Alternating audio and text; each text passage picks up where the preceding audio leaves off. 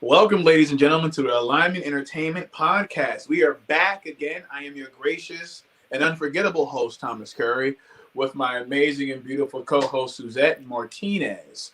Welcome to the show. Today, we got a little bit of a different show for you today. We're going to be discussing more about ourselves this time around, okay? We don't have a special guest this week, but we will be getting back to that, I believe, next week. But we wanted to take some time to kind of get into us and who we are as a team, et cetera, et cetera. So without getting a little bit too much, and I guess ahead of myself, let me go ahead and jump right into it. Suzette, you're in the hot seat, Sue. Yes, indeedy. Yes, indeedy. So, yeah. What was it that kind of influenced you to get into film? I think honestly that would have to be you, Thomas. When I've always liked films, always watch movies, always liked those things. But when I met you after seeing that post in TCC, just your influence enough made me say, hey, why don't I try writing something? So I wrote, my own little series, and then I did some shorts, and, we did one of them. Fortunately, we didn't get a chance to finish it, but I think we still have all that stuff that we filmed with Hootie and everything we talked last week. So I definitely, bless you for that, Thomas, getting me into that. Yeah. I appreciate it. I did not know I had that type of influence. So that's crazy. I appreciate it, though. I appreciate it. So what would you say, what was your first project? My first ever project that I just did with film in general? Yes. It was with you when we did, we were at Hootie's and Sierra's place. Okay. And you were playing my weird brother that just followed me over nowhere. And I'm over here doing a project, and you just came in, ate our food. What was that? Spirit signs? It was something crazy. Yeah. I came in and I was on some other shit. I don't remember what I was on. And that was interesting. That was when Hootie was, I think, 17. Yeah, and she just came in and went underneath the table when we were just looking at her like. Yes, indeed. So after that, things kind of took off. We started doing other short films. There was another short film I'm not sure you were around for. It was one where we were in my house and we did a horror film, I believe it was. And the horror film was about, Hootie was a part of it. Hootie got possessed, and basically a lot of wild shit started happening. And by the end of it, we all got destroyed. It was crazy. No, I don't think I was a part of that one. I don't know if we still got that footage. I have to ask Hootie. She may have it. I don't know. I got to ask her. With that being said, we then went ahead and started doing some other things as well. So, okay, well, let me ask you this. When you got on board, when we started, producing Deathless, right. And when we started producing Deathless, and I know we were a little ragtag group and things like that, what position did you have during that time on the set? I originally was the videographer. I was behind the camera. Yeah, I remember we were trying to do one scene, and you had to hold me as I was trying to get that position. I remember. We were all trying to get this weird position. Yeah. Yep, I remember. And didn't you introduce me to D'Anthony? Yes, because we were looking for more videographers so we can get different positions, and I put a post on Facebook, and D'Anthony came calling. Got you. We met him at a little restaurant, and everything since then has been history. Exactly. I do remember us riding around looking. I think it was location scouting, and I remember we were looking at some of these old houses. I think they were still in development, and we're looking like, oh yeah, this could be like a cool little scene here and things like that and so forth. And I remember we had got stopped by some police officers, and they tried to get us for trespassing. With that, I remember we gave them the ID, and then we're sitting there for like 10 minutes, and we're like, what's taking so long? None of us have a record. Not one of us have been arrested. We're not drug dealers, not anything. I'm like, we felt like you really were trying to find something to get us. And then I remember the officer talking about, oh yeah, a friend of mine works, lives, owns this, and he doesn't like this, and we're all like, yeah, blah blah blah. If you're gonna give us a ticket us. If not, let us go. Let us go. And we had that fake gun in the back seat, and he was like, "That's right." And D's like, "Yep, okay." Yep, D'Anthony was actually getting a little hot under the collar. I don't blame him because after all that time with us waiting, for the IDs, he knew what was going on. They were really trying to find something honest, and I guess maybe they never had 3 black people that never had a record. Well, perhaps, maybe, but that was just weird. One of the situations that we had together. When it came to the first iteration of us trying to shoot it, what was it that, in your opinion, slowed down or stifled that first time of us trying to produce Deathless? Well, I think what stopped us when I first got on board and met you, one, the lack of people being, mm-hmm. loyal. You say you're going to do something, mm-hmm. and you put yourself on there, you need to commit. Yeah. I think that one was that, and then the lack of crew. We also needed a stronger crew because, you're trying to direct, but you're also an actor, mm-hmm. and I think that also kind of, messed that up there because you weren't able to get into full character because you had to stop, look and see how it looked on the camera and how if it fit your vision. Yeah. Absolutely. Yeah, that is true, which is why I even asked Matthew when we finally got Matthew on board. I said, "Look, Matthew, I don't want to have to work the camera this time around. That's a lot of hard work. It's a lot of tough work, and I didn't want to have to deal with that." With that being said, when it came to our relationship, dealing on set, et cetera, we did have a lot of interesting situations, even dealing with some of the actors. Could you kind of take us back down memory lane and kind of give us some of the situations that took place with some of the actors between the both of us, if you could come up with any off the top of your head? What do you mean? What I mean by that is, like, are there any moments with us and some of the actors that stand out to you? Besides the foolery, the tomfoolery and everything that we go through, I think I would have to say there was more drama when we moved from LDS to Deathless. That was the most drama. I didn't feel like we had a lot when we were doing when we were together as LDS. Yeah, everybody was more laughing and there was you and Hootie going having difference of your visions and everything, and I was just like, whatever. It wasn't serious like that.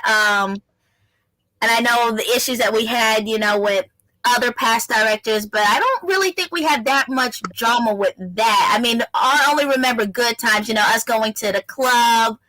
Let's expound. Let's stop. Let's expound on those aspects, like some of the things that took place after, outside of the film aspect. Give us a little bit of a rundown memory lane with some of the things that took place, so the audience doing film, like us going to the dinner and the club. Yes. So the audience gonna know how we acted outside. I know we all went to the country club. What's it called? Which one? It had country music, and then towards the end it started playing hip hop. Oh, you're talking about Stetson, isn't it Stetson's? Stetson's at the Moon. Yeah, Friday night. We did the Stetsons, and I know with D, Hootie, and you're like the only. Well, we went one time without D. You were the only guy, and you have all these girls around you dancing. Everybody shot at different guys to take us, and we're all like, "Nah, we're with him." So wait, was this Bree's birthday? Or it was. I think one of them was Bree's birthday. We went because Sonia was there. That's right. Sonia wasn't at Bree's birthday, I don't think. Was she? No, because I remember her at my house when I had brought the birthday cake. She didn't. But I don't know if she was at the club. I don't think she went to the club. I think Sonia may have popped up when when we went camping and it was cold and me and Patsy was sleeping. Cooking hot dogs over an open fire. And we went back to your house to watch Blade, and me and Patsy just fell asleep. We were over there just like freezing because your house is always cold. Yes, indeed. It's bad when D was like, Thomas's house is always cold. When another guy says your house is cold, that means it's cold. Do you? I remember. Do you remember the time when we went to? I think it used to be called Chubby's, but it was Coliseum at the time. And Yes. me, you, and Dee, Bree, Joanna, and some of my friends went over there, and there was a situation, an altercation that took place at the club. Yes, I remember that because I came home and then, everybody's like, "How was it?" I was like, "Look, almost had to throw down, okay?" He had to do what he had to do, and they're like, "What's up?" I was like, because I just remember just standing there, dancing with you, and then all I hear is Bree say, "You need to back the fuck up," and I was like, "Wait a minute!" And then I see this guy all on her, and then so I was like, okay. And I was like, Thomas, I don't know what's going on. This dude, and then his friend, you were telling him to back up, get out of our thing. And then his friend swings over the dude and tries to sucker punch you. Yep. D just standing there. D was already ready. D knew what it was 50 hours ago. And then I try to grab you and D. They're trying to grab me because they thought I was trying to swing on dude. I was like, no, I'm trying to get my brothers up out of here before. Because, there's a possibility we're the ones that are going to get kicked out. Mm-hmm. We did. And we did. They were in more trouble than we were. Huh? Those guys were more in trouble than you were because they were throwing the wine and the drinks on everybody. Yeah, the champagne. Mm-hmm. And the thing about it is that it happened early and I told them to chill. And they kept on doing it. And I remember that when Bree was like screaming, "Get the fuck off me," and I walked over because I was dancing with you, Joanna, and so forth. And when I walked over and I saw that going on, I immediately went and got in physical confrontation with the guy. Now, again, there was another guy that tried to sucker punch me. D allegedly hit him, and because I felt something, he could have knocked me out. But when D hit him, his arm missed and went against the back of my neck. Oh yeah, D went after him, and I had to call D because I know D was probably fumbling. D held your boy up that night, and I remember we were swinging. It was a homeboy swing, and I ducked and I swung back at him, and then we both fell. The last thing I remember was someone grabbing me like this, and I'm like, "Yo, who's big enough to restrain me? Like, what the fuck?" This big ass bouncing behind me, lifting me up and carrying me out of the club. And I think I told the bouncer, get off of him. I got him, and he let you go. So I was like, nah, bro, I got this. Did you not see that? I was over here trying to separate, but it kept going. I was about to jump in myself. It is what it is. That shit was crazy. I love Bree, love Joanna, but I'm way over there. Y'all supposed to jump in. Yeah, we supposed to all go to jail together if we supposed to go to jail. Gotta go down with the crew. I remember at the Breeze party, it's like this one chick was going at it with some person, and I don't know what I said, but I wasn't even talking bad to her. And she tried to throw her drink up. She did something. She pushed you because I remember me and Patsy were sitting out there and you filming doing you, and then we see the push and we hear I'm on your side. Me and Patsy jumped up. I was like, okay, if we gotta drop this little drunk girl, we're gonna have to drop this drunk girl.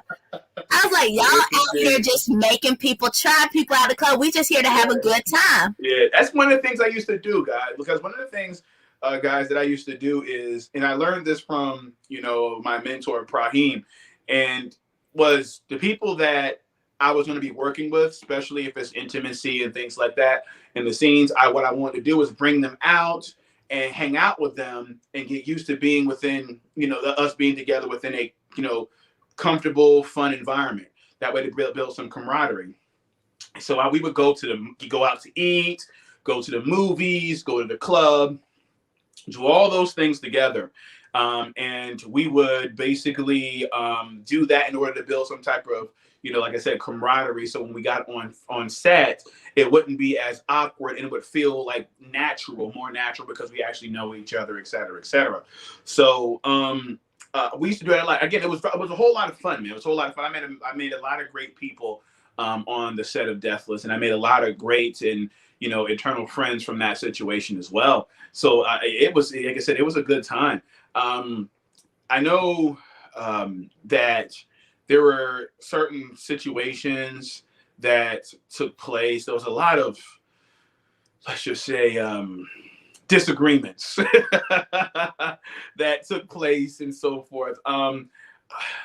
I don't want to get too much into the personal stuff. There was people doing certain things, because certain people were not happy about. I'm trying to speak, ambiguously here because I don't want to, put people's business out, but I want to give the audience an understanding what I'm talking about. But there were certain people that I would say were jealous of certain aspects of what I had going on that built tension and caused a little bit of chaos. There were always a situation where people, were feeling, let's just say, there was, how should I say this? How should I phrase this? There were people that were attracted, let's just say, to certain individuals, which kind of led to a little bit of rockiness on projects. It was a very, and there were ups and downs within the production, guys, and it caused a little bit of a rift. But I think we've all walked through that, and we've kind of made our way past that. So yes, Definitely agree. so actually, really? Let me give you an opportunity to kind of grill me a little bit. Okay, so when did you start, finding that love for film? Because I do know you said you were in film school for a while. Yeah. And just didn't really do so. When did you first find that love for film and want to be a director and everything?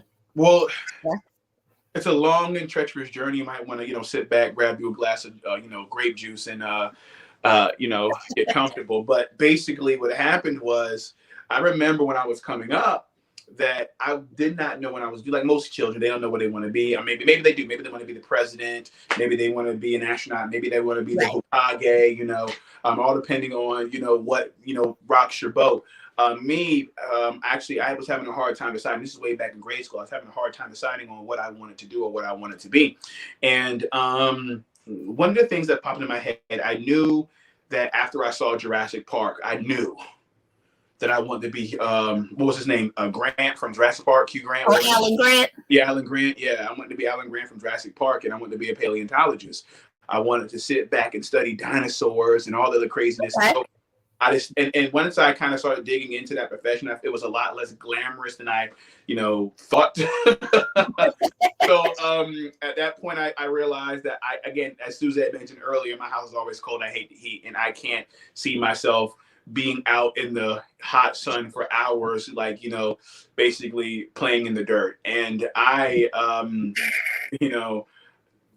kind of realized that was probably not the thing for me. So then I also had an affinity and a love for wildlife. I love nature programs. And one of my little known fact about me, I love nature programs. Shout out to David Attenborough and The Trials of Life. That was a classic. I used to love watching a lot of his documentaries, nature documentaries, et cetera, et cetera. And me and my brother, Josh, always enjoyed watching those as well. And one of the things that I decided I wanted to do, I said, you know what? I love animals. And I always love nature programs. I want to be a wildlife photographer, son. I want to be out there making these hit documentaries, son. So what ended up happening was, as I started to look more into that, I realized that a lot of these guys are out there shooting for years, being in certain locations for years, dangerous locations at that. And then when I saw what went into it, I realized that I valued my life, because a lot of these guys are getting into situations where they can be eaten, stung, and maybe savagely ripped apart. But some of these people end up missing because they're out here in certain situations, in certain environments, and end up getting caught lacking. And I don't want that. I don't want that to be me. So at that point, I dismissed that, and my mom was like, "You know what? You love medicine. You love medicine because she was used to be a nurse. You love medicine. You love animals. Why don't you be a veterinarian?" And I was like, "You know what? That could work." No, I can't be no veterinarian. I thought about it for a second. I said, "See, I'm that type of guy. Like if Fluffy, if we're working on Fluffy and we're trying to get out this clot, and all of a sudden Fluffy flatlines." And I'm saying, bring the defibrillators, and I say clear, and try to bring him back, and Fluffy's not responding. I'm gonna say clear about 15 more times. Fluffy might burst into flames by many times I put the defibrillators on him. All right. And if Fluffy never responds to what I'm trying to do, I would probably get upset and tip the whole table and start knocking shit off the counters and say, "Fuck!" Jesus Christ, it's the third one this week. Fucking Oh my God. now. You know? You're gonna be too emotional with it. Yeah, and then having to tell the family like, Lucky I make it. Fluffy didn't make it, and then having to watch the parents cry and be fucked up. Some of them try to put their hands around my throat. Like having to deal with that type of shit is something that I don't. That's just not for me. So then I thought back, and I remember back I think I was in the 5th grade, and my teacher used to make us do little skits every morning. But we would act out something. My teacher always say, "You're a good actor, Thomas. You should be an actor." And I thought she was just blowing shit out of her ass. And I just kind of, dismissed it. But then I look back, I said, I love movies. And if there's one thing that I don't mind getting up at 6 o'clock in the morning to do, that's film. So in high school, I started dedicating my time to getting the little, I'm old enough to remember the film cameras that had the VHS tapes that you put in them and you clip together, and we had to watch it. We had to, all that good stuff. Anyways, I remember I was doing film in high school and getting started. And I remember after that, I watched my guilty pleasure, which was the OC, and it inspired me to do my own college drama. And I put together a script called 4 Years. And the script, the script was honestly mediocre, but I tried to shoot it, and it got me and my buddy Larry. Larry, he was the first one with. We got together, and I took my dad's camera, and we met this young lady and this one guy she was dating a guy that looked like Brian Gumble, and he's a little ESPN dude, and she was a very pretty girl. And I met this other young lady, and I met this other guy, and we're working with to shoot this film. And what ended up happening was it was absolutely crazy. The girl that we got. Can't remember what her name was. Jesus, what was her name? We shot one scene with her. The very next time we saw her, she had gotten boob jobs, and she basically decided that she no longer wanted to participate in the show. It was beneath her because she got boob jobs, whatever. She's a big boss now, so yeah. And then the other chick and the girl that was working with us, I can't remember what was her name. She was a very, very, very attractive girl. I thought she was as cute as a box of kittens. Nothing I find out a couple years down the line, time skip here, I'm watching the news and seeing that, she's on the news for racketeering and all types of, I think it was allegedly racketeering, something crazy. I was like, what the hell? Now, and if I showed you a picture, if I still had photos of the old characters from my old show when I originally tried to do my show called 4 Years, it was crazy. Like when I saw this girl, she was some kind of convict, and I was like, what the fuck? What happened? So against my actors from that, but they kind of went on to do, I guess, bigger and better things than what my 4 Years project. Then I started trying. I met her name was Ebony and Tiara, I think her name was, and we started doing, because me and Larry made a show called Damn That, and we would do little comedy skits. Okay. And it was supposed to be like a little spinoff of the Dave Chappelle show, and we just called it Damn That. And what we did shorts like Hamburger Meat Baby. We did the one about I told you on the last podcast about the woman that ate dog. It's called Dog Shit. She ate dog. I've seen that video. Yeah. Mortality. And she's a dying. Yeah.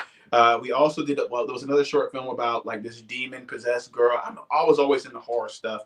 And there was the sneezing video where a gentleman had a sneezing fetish. The one with Cameron? Yeah, Cameron. I ended up playing a character as well. Yes. I don't know what happened to it. I wonder if Hootie has that. I think she said she has that footage. I gotta get to edit that together. Yeah, because I saw both versions, because I remember at your house we sat there and we watched both versions of them. So we used to do little skits like that and so forth. So after a while, I decided to put on, to start working on a script. It's called, at the time it was called LDS, La Monster Song. It's a vampire show. And it was basically I guess, smushing together the story of 4 Years and then bringing it to putting a vampire twist on it.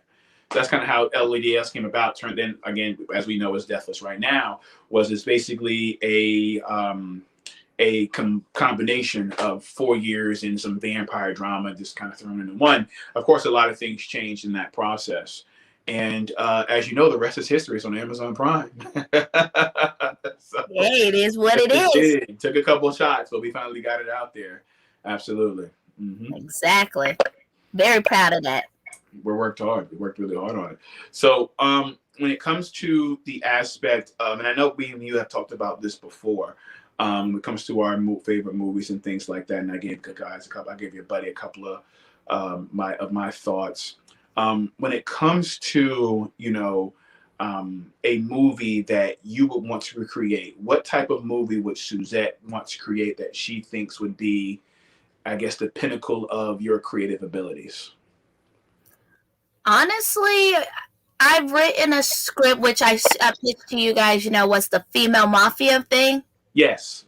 I actually really think that can come out to be really good. Well, with the right special effects and everything, I think that could be. What was your motivation for that? I love mafia movies. I love, I do kind of, even though some gore stuff do, have to be like that, but I like gore, and I also love mysteries. So there is, gore within it, but it's also mafia with a murder mystery in there. And so I just decided to pull all that together, because I don't really think that's anything that's really has been done movie wise. Of course, you have TV shows that do, there's a mafia and there's, killers, because it's, TV murder mysteries, but not real movies in that sense. What about the there's a movie that came out with Queen Latifah, Jada Pinkett. It's a movie about a group of Black women who you've had to have seen it, I believe. About Set It Off? Set It Off, yes, Set It Off.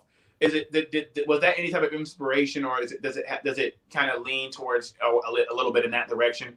Your female mafia movie, or is it? I mean, it's a mixture, because my main character is going to be a Black woman, but it also has Italian mafia, because I told you I like Goodfellas, I like The Godfather, so it's a mix between that. But Set It Off was more so, like heist and everything. Mine is more so, her being a queen pin, drugs, but also, good person that does charities, and, her money goes to, she's a good person, but, she's also, kills people. She got to do what she got to do. It is what it is. It is what it is. People doing what you got to do. I got you.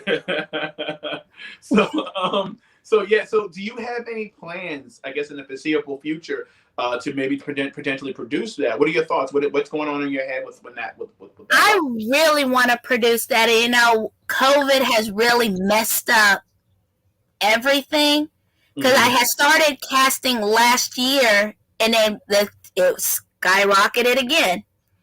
And, and I, working with the kids and everything, you kind of don't want to put people in danger, but now that it seems like COVID's not going anywhere right now, I have to just, got to do what I got to do, try to get out there and just, make it, and then,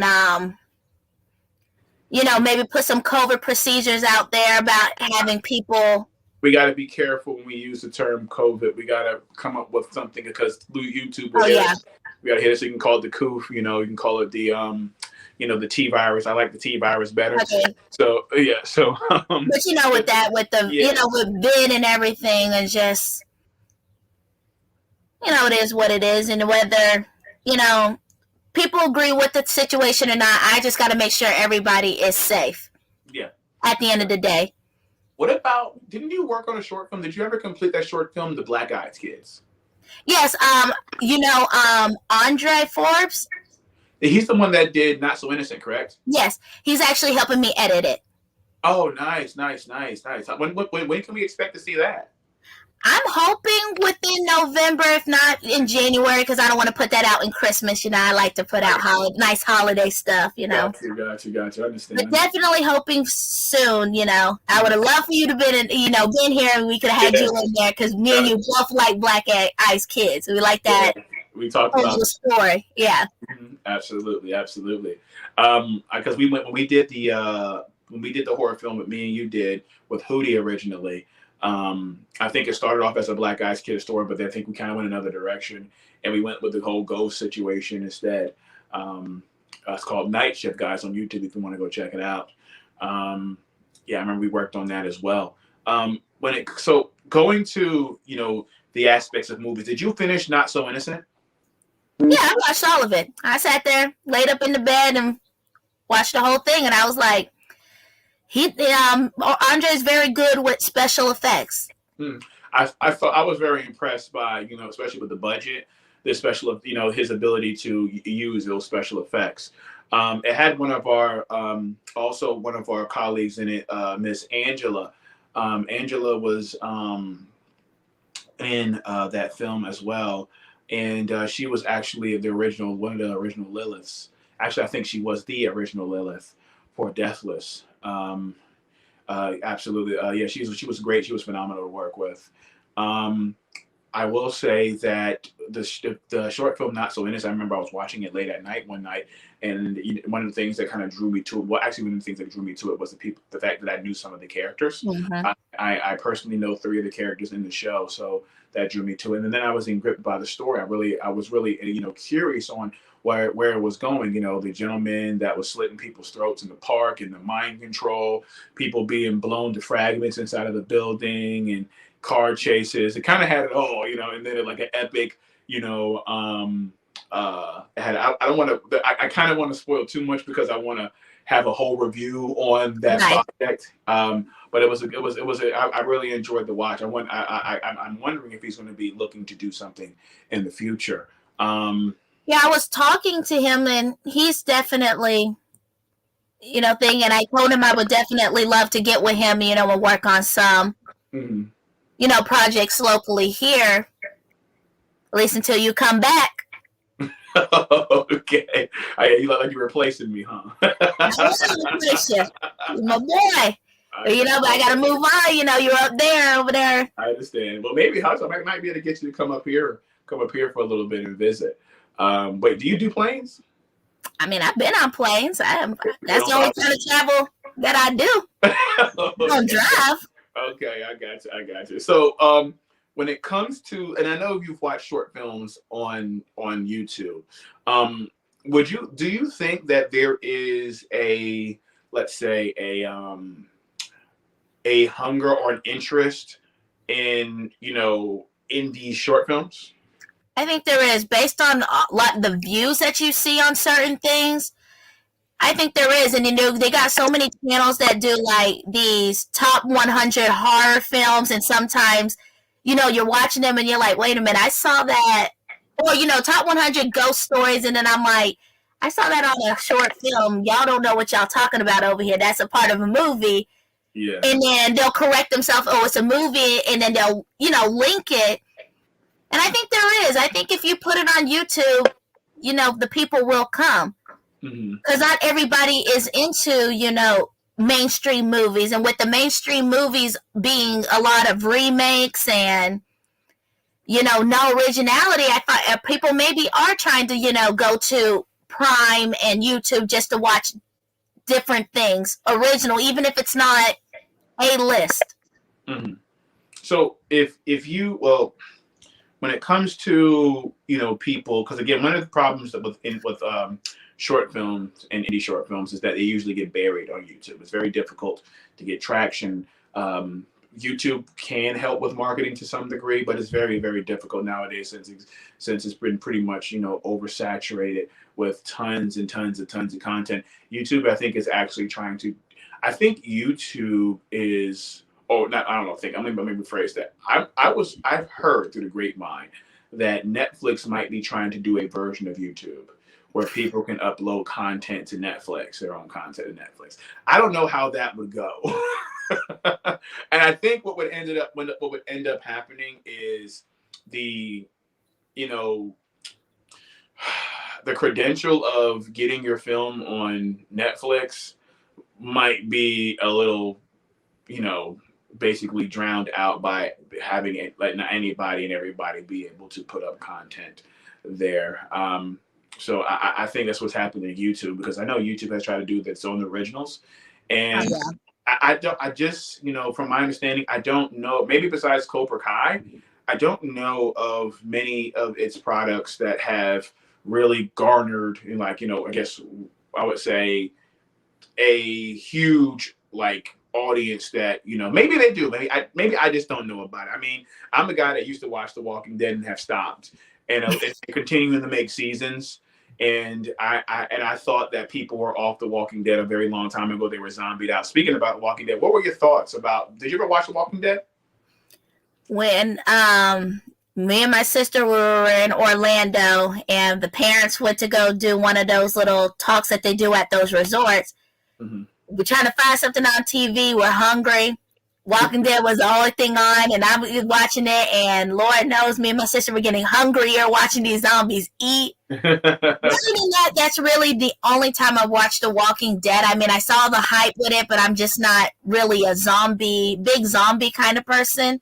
Mm-hmm. And then I don't always try to follow the hype. Sometimes I get sucked into it, like Squid Games and The Witcher, and I don't know if you saw the Netflix show You. I have not seen You. I've heard a little bit about it, but I have not seen it. Someone told me to check out Made as well. I don't think I've heard of Made. Okay. But I do go on the hype sometimes with Stranger Things, and I don't know if you watch Bridgerton. On the hype of Bridgerton. So, I never heard of Bridgerton. You may like it. I don't know. It's definitely not a gory or anything. It's back in the old English days, Have you seen this movie on Netflix called The Circle? The Circle. You should check it out. It's good. Is it creepy? It's actually very interesting. The premise is a bunch of people from around, I guess, the city were basically kidnapped and put into this like room, and you have to stand on a specific space. Yes, that's it right there. Yeah, it's really good. They stand in a specific space, and they have to do things to keep from being annihilated. I'm surprised. It kind of gives me kind of the feel of Squid Game a little bit, but it's not a series. It's a TV show. I mean, it's not a series. It's a movie, and it's not as quote unquote story driven. Yeah, but it's just random characters in a situation where they got to survive, and you see people, go out kicking and screaming in ways that you find interesting, because a lot of it's based on like political thoughts and social thoughts. It covers a lot of political and social things, so I think it would be very interesting to watch. It's not preachy at all, but it's it talks more about human nature and what people would do to survive, and I actually enjoyed it for that. So I just added it to my list on Netflix. So add it to the queue. Thanksgiving comes, and sit back and just watch a bunch of stuff. Okay, yeah, absolutely. Thanksgiving is coming. Yes, indeed. So yeah, so Sue, you got anything else for me? Because I wanted to go ahead. Okay, so let me see. I already asked you the other day, so let me think. I mean, it's not really about film, but what draws you to anime? What makes you like anime so much? Well, the very interesting thing about anime was, I remember, again, I'm old enough to remember when anime would come on the Sci-Fi Channel about 3 o'clock years ago. And what got me into anime was the aspect of it was cool. I considered adult cartoons. There's girls, naked girls, titties. I can watch these edgy adult cartoons kind of thing. Yeah. So, and as I've gotten older, I've learned to appreciate it, especially those old anime, so much more than a lot of the new anime coming out. A lot of the new anime coming out, I don't really connect with. I'm very picky when it comes to anime, by the way. But yeah, that's pretty much what got me into it. Of course, Dragon Ball Z was, my bread and butter at the time, watching it on Toonami and watching every year. You would have to wait maybe a year or two, because it would go up to the Frieza saga and end and go all the way back to the Raditz saga. You got to watch it all the way to the Frieza saga again for it to end and go all the way back. And then, oh shit, they got new episodes coming out. You're excited. The Garlic Jr. saga. It's just, I remember I find that hilarious, because we're in a situation where it's all instant gratification thanks to Netflix, Amazon, Hulu, and things like that. So you can watch the whole series right then and there.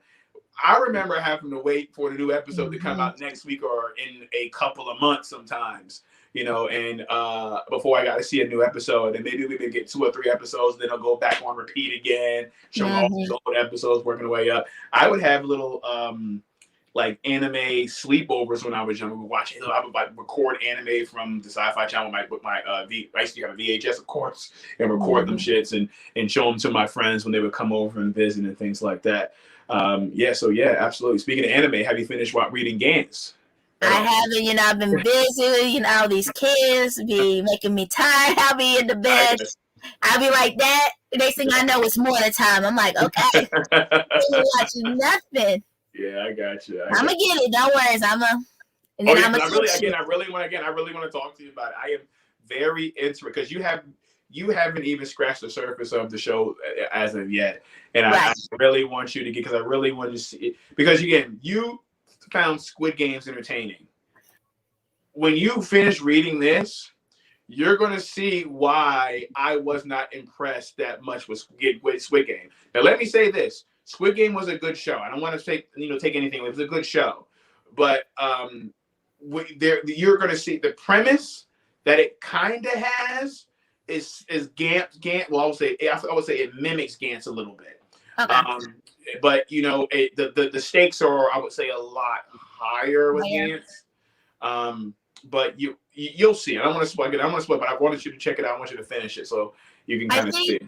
What I liked about Squid Games is it caught me off guard. I kept seeing everybody on Facebook, Squid Games, and this the old man, I hate the old man and everything. I was like, why you hate an old man? So when I first watched it and then, they're doing red light, green light, I'm just like, okay. And I heard, that gunshot and I'm just sitting there like, what did I miss? What did I miss? And then when they all started running and all I could hear was Thomas talking about they're going out kicking and screaming. So I think it was just like the shock value, and then when they all went back and then after a while I was like, y'all went back.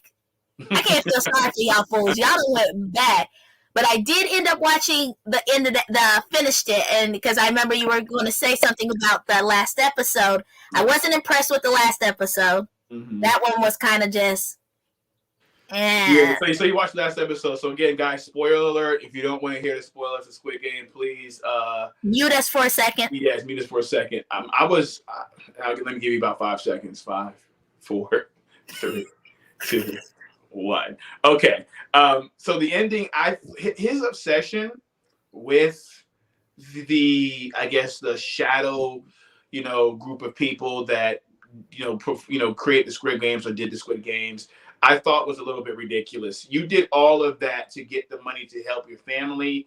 Unfortunately, your mother passed during that situation. That was a very sad moment. Sucks. Yeah, but your daughter, the main thing that made you go in there, you were willing to throw that away because you're in your feelings. Yeah, just because you want to go back and I guess get retribution for what happened and that situation. And I always find that kind of stuff like that. I always find that stuff, when people act like that, very fascinating, but at the same time ridiculous, because there are like inhumane situations taking place all over the world, and I just can't. I just feel like I can't get caught up in all that. So I'm like, man, I didn't won. What is it? $43 million, whatever, however many billion yen it was. I made it out. I'm gonna use this money as therapy, and I'm gonna do my best to forget all the things that I went through. Okay, because the same mofos that have the power to do all that in silence and pay you without anybody noticing or giving a damn. Like the government's like, how did you get $43 million? At that point, I would be like, you know what? This is a little bit over my pay grade. I'm going to take my money. I'm going to go about my way. But of course, you have to have people that want to, I guess they have to have a reason to make another season because it got so much accolades. So they got to have a direction for season 2. They just couldn't end it. So yeah, and I feel like they could have, by showing that the cop maybe survived, the fall, and he went back to investigate. Yeah, me and my buddy Larry, Larry. Me and my buddy Larry talked about that. We said that was the most ridiculous shit. I said that to me was the most useless like goofy shit he went through all that just to be shot and blown off a cliff to never be seen again. I have a feeling we'll see him in season 2. I have a feeling he didn't. Well, sure. I mean, of course. I was yeah, but the point of it, you're like, you didn't arc that. His whole arc meant absolutely nothing to season 1. Nothing. Not a goddamn thing. His whole arc meant absolutely nothing in season 1. He went through all those changes just to be blown off a cliff by his own goddamn. And it kind of, I did find it, after like a while, I was like, the host dude, I was like, it's the brother. It's the brother. Mm-hmm. I was literally sitting there, I'm like, maybe it's because I watched too many mysteries, and I'm like, it has to be. You can't find his brother anywhere. Yep. He has to. I mean, some of it, but I do agree with you on that last thing. I was like, get on that plane. And when he turned around, I was like, I know it's over, but I turned the TV off. I was like, really, dude? Go to America, man. You went through that. You chose to go there, and you chose to go back. Yep. So therefore, you have no reason to get mad at them and everything, because you knew that there was a chance you could die and everybody could die. And you knew your friend, that dude, was evil. Oh, he wasn't worth 2 dead flies. Smash. Yeah, so who cares about him? The poor girl who had to sit, the brother, that's who, you got him into a family. Mm-hmm. You gave him her the money so maybe she can, go and find that boy's mother. But I was like, just go. And I get it. It's all for season 2, but I'm like, I guess the death that hurt me the most was the Indian dude. He didn't deserve that shit. He didn't deserve that shit. That was the most disrespectful shit I have ever seen in my life. And then the audacity. And here's the thing: the main character, I can't remember the main character's name, but the main character, I just felt like, bruh, this dude has been. He tried to have you extinguish my name, delete it, player, in that goddamn cookie game, and you act like you didn't know what the fuck was going on. The whole situation, again, to me, in Squid Games. Mm-hmm. It's a little ridiculous. You had bitches suplexing motherfuckers off a glass. Like, it's just craziness. First she fucks him in the bathroom, then suplexes the nigga off the. And I was like, look. I understand you're upset, but revenge can't mean that much to you. That you would say you were going to throw your life away, throw your life away like that. And I was like, bruh, and she annoyed me. She annoyed the shit out of me. She was annoying. Yeah, she annoyed the shit out of me. I know what they try to do with the character, but it annoyed me. But I'm glad she got him, because that dude was a jerk. The dude with the snake. He wasn't worth the dead fly smash too. Yeah, he wasn't worth the honey bun. Absolutely. But you knew he was probably going to grab her and throw her anyway. So she was like, you know what? We dying together. It is what it is. I don't think he would have took her through. I think because he needed her to go first in order to see where those broken glass were. And one of the things that bothered me a little bit also as well, those fuckers told those people that were in debt, said, we're not going to treat you like the outside people treat you. We're going to treat you fairly. Where did the fairness go in the one with the glass? When homeboy was a glass guy, he was able to see the difference between the two glasses, and they turned the lights off on this nigga. I said, that what? Really?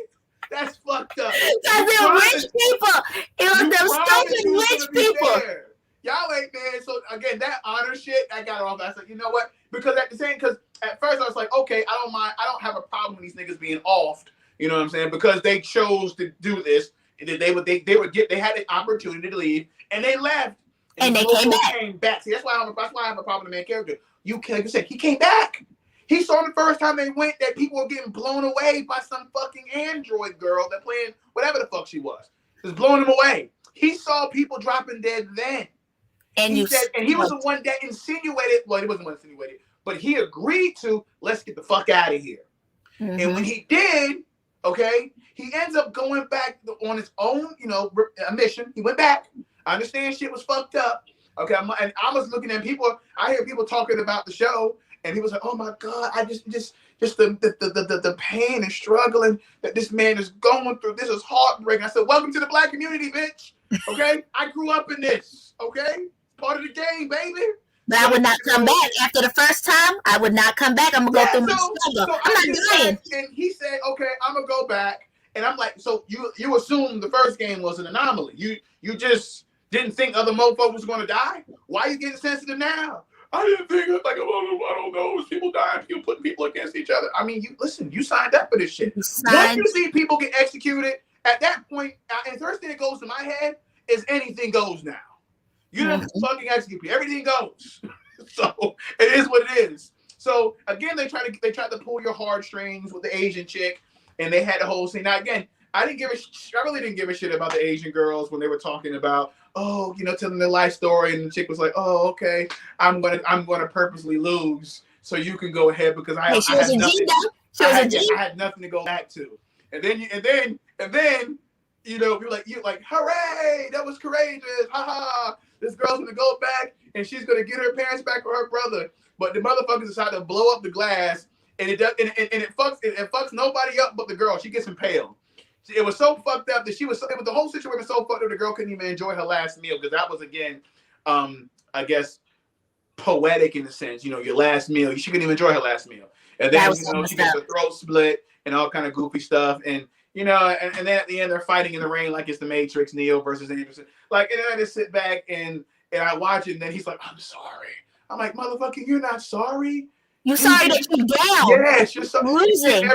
You did everything you could so you could. You did everything you could so you can win. You were willing to do whatever it takes, and for that, if he wouldn't apologize for it, I can respect that, because in a situation like that, my man, look, you saw early on there is no loyalty in this shit, because you saw early on that they were putting motherfuckers against each other. All the way back with the cookie situation, okay? Divide yourselves up, and you should be able to tell that you're not. It's going to be the best man wins. That you should know that everybody's not walking out of here. So at that point, it was stupid. But again, they didn't have to do Ali like that. They did not. I feel bad for him. That man had a whole family, a whole fucking family. Him and his baby, newborn, and that dude betrayed him because you were gonna die, you were gonna lose, so you killed my boy Ali. He was begging. That's why he should have died a different death than him just dying like that. I'm like, nah, impale him. Somebody just go and shoot him. And homeboy didn't want to kill him. I was like, you weak. You weak. Bro, he just cut this chick's jugular. All right, like I guess he didn't know about Ali. He didn't realize that he killed him. No, he didn't know about Ali. I wish he did. But I found the whole thing. Again, I don't want to disparage it. I did enjoy it. I was entertained. Okay, don't get me wrong. There were just little nitpicks here and there of why. Of course, I felt that it didn't move me the way like some of these other projects have moved me. But again, it is what it is. Again, I thought it was decent.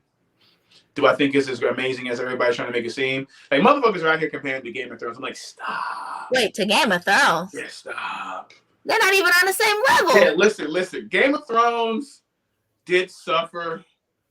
So people say the final season. I would argue the couple seasons leading up to the final season were below the pale. But even those seasons, I think I would consider better than Squid Game. I'm just gonna keep it a stat. I know, some people will be as blasphemy because season 8 was horrible.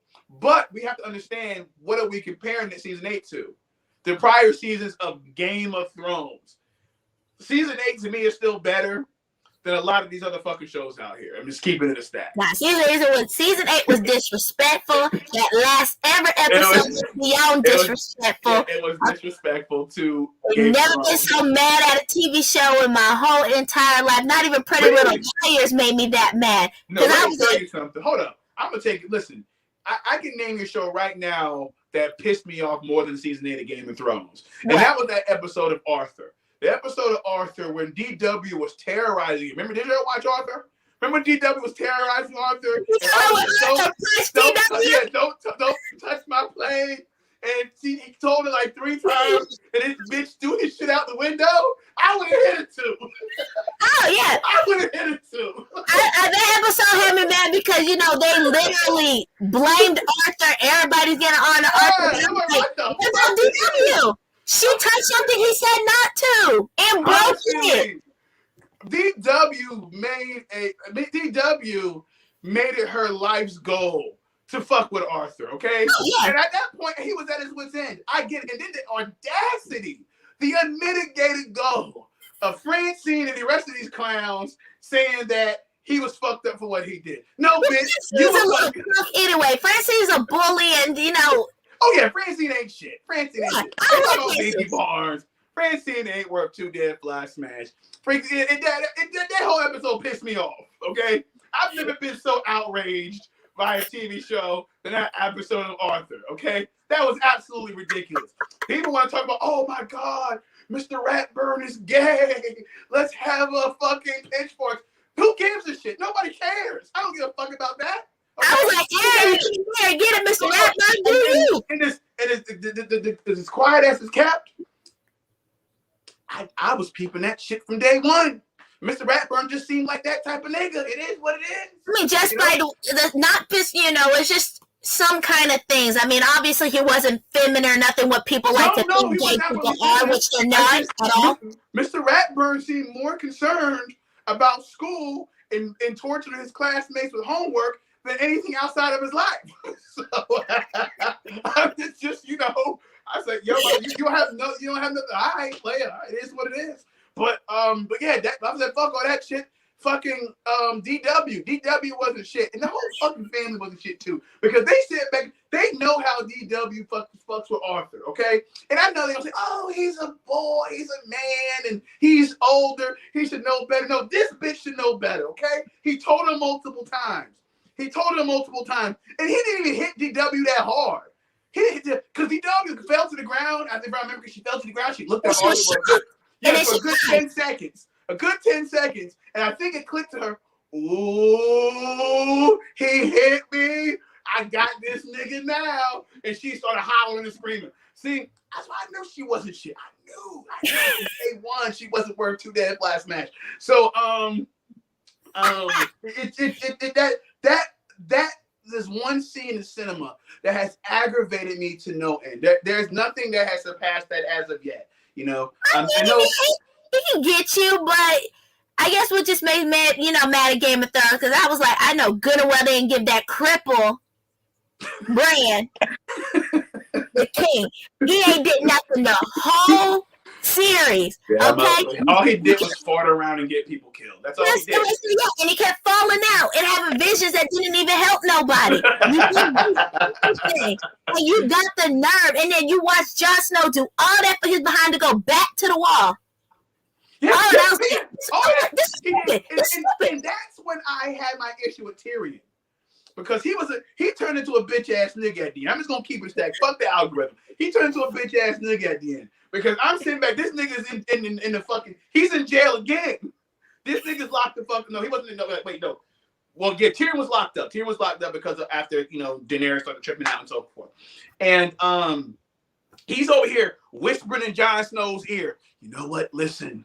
She's not as tight as I thought she was. She might not be wrapped too tight no more, and all that stuff like that. And so forth. Even though he watched his good friend, he sat back and watched his good friend be basically set ablaze, okay, because of the fact that he, didn't like all this moral character that he allegedly had to begin with vanished when his best friend got basically incinerated, by a fucking dragon. And then when he's in prison, he's begging Jon Snow, and Jon Snow, being a man that he was. He didn't want to ruin his relationship with Daenerys, but at the same time, I understand he was trying to take what he was saying. Then when Jon Snow was in that exact situation, this motherfucker shows the fuck up. Okay, he doesn't give a shit. He honestly doesn't care. You can tell he just doesn't seem to give a shit about Jon Snow being in jail.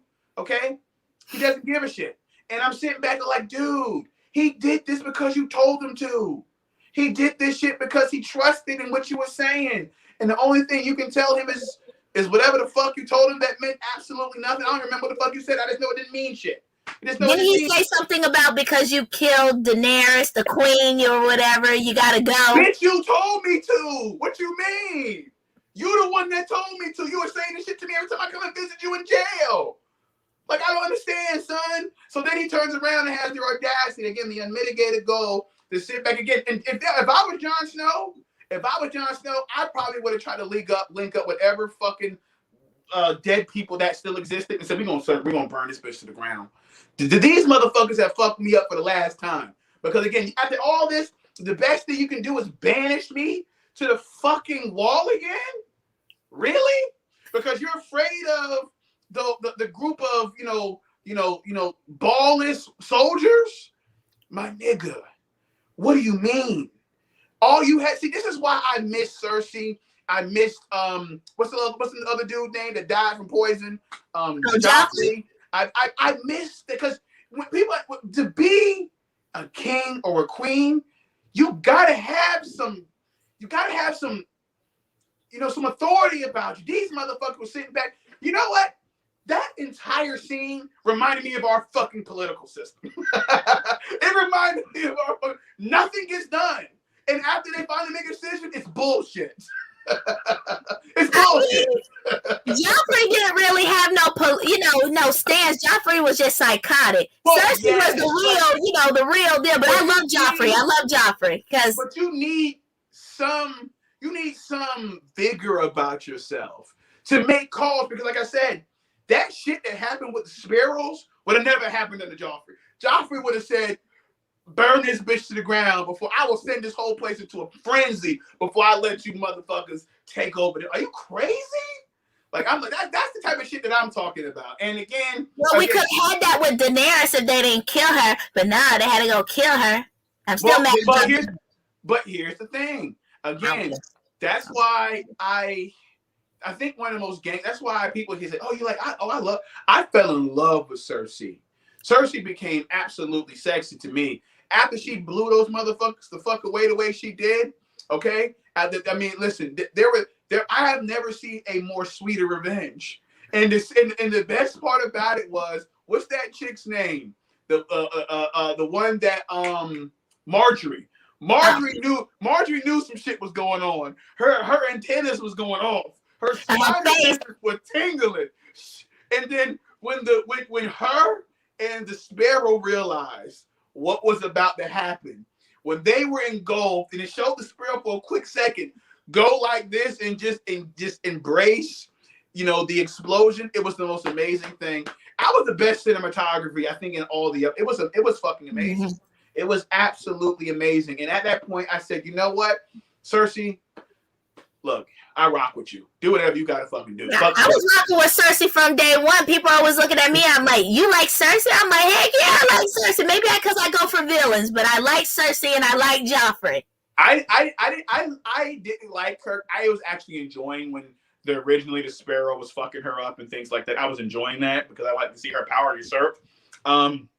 What I did find very interesting is they really didn't expound on Dorne as much as I would like them to expound on. They kind of, showed basically them go out and all get destroyed. The prince got his his skull crushed. The daughters got their asses completely beat, by a dude with a whip. The mother was forced to watch her daughter be destroyed, and I guess her starved to death. I don't know. They all had pretty miserable deaths, and was it well deserved? You know what? The way those people from Dorne acted, they probably deserve the shit. I don't know. I didn't sympathize with it. Be gone, bitches. That's kind of how I felt about it. It is what it is. But again, it's just I did not like the ending and the ending narrative.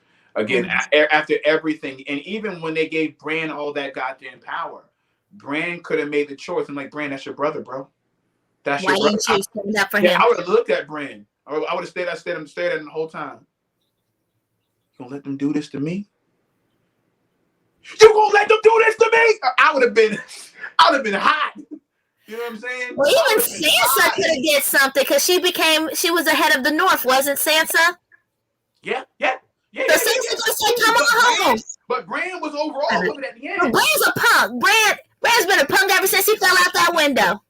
Yeah, he was. Look, man, this motherfucker, this crow nigga, like, you should have fed him to the fucking wolf. You know what? Those fucking, he was the reason Hodor got destroyed. Those fucking elf girls got destroyed. It was all him. It was all his fucking fault. Okay. Hodor. Yeah. Allegedly, the whole reason he was screaming, "Hold the door, hold the door." I'm like, my nigga, you had a vision of this happening. You saw this coming, and you still jumped head first into this shit. I respect that shit to a degree. But my nigga, not for Bran, bruh. Yeah. Anybody else, not for Brain. You should have let that nigga be taken and let them do whatever the fuck they want to do. Should have Because let that nigga Arya end up being the dang queen. for the entire series. You Right. didn't have to do Arya had more. Arya was way better. Arya got combat, use her brain. I liked the whole Arya Stark's arc. I thought it was very cliche to have her be the one that kills the Night King. And the reason I say that is they built the White Walkers up to be this extremely deadly, powerful force of nature allegedly coming to fuck people up. That whole episode, like when we see the White Walkers get their hands on you, that usually meant it was game over, kid. We saw all of our beloved characters get engulfed by White Walkers in that fight, and they all left unscathed. They only killed off motherfuckers that we kind of predicted were going to die, because I guess they didn't hold as much weight, and that's one of the things that disappointed me about that. If you would have killed Jaime Lannister, I was like, oh shit! But that would have been, oh damn, that's crazy. What's the tall chick's name? If they would have killed, look, if Brianna talked, again, I want to be, my heartstrings had stopped being pulled in season 8. They didn't know where to hit me no more. They didn't know where to hit me. Again, that shit hurt me at the Red Wedding. That shit hurt me, son. That shit hurt me. But that motherfucker was bleeding. His girlfriend was bleeding the fuck out on the floor. She was pregnant and shit. I said, no, you were supposed to be the one. You were supposed to be the one. Right, and then they didn't even do like the book, where they brought them back and Catherine's head was supposed to be hanging out of her body and they're like zombie. I'm listening to the book now. Yeah, I got the audio book now I'm listening to. So it's, man, look, I would just, that hurt me. That did. Again, what they did to Robb Stark was fucked up. But that hurt me. So bad. That hurt me. And Robb, the girl. Yeah, it was fucked up, man. Well, Robb should have kept his word and did what he did. He got his whole family killed. Yeah, he sure did. Blew the kids bad. So yeah. Sorry, guys. We didn't even mean to kind of go rambling. With an hour in, we didn't mean to be going to go rambling. It happens with me and Thomas when it comes to just shows. We ramble. It's all good. Absolutely. Let's go ahead and wrap this up. Look, guys, I appreciate you coming. Thank you for joining us, and we'll see you next week. Yes. Peace out, guys.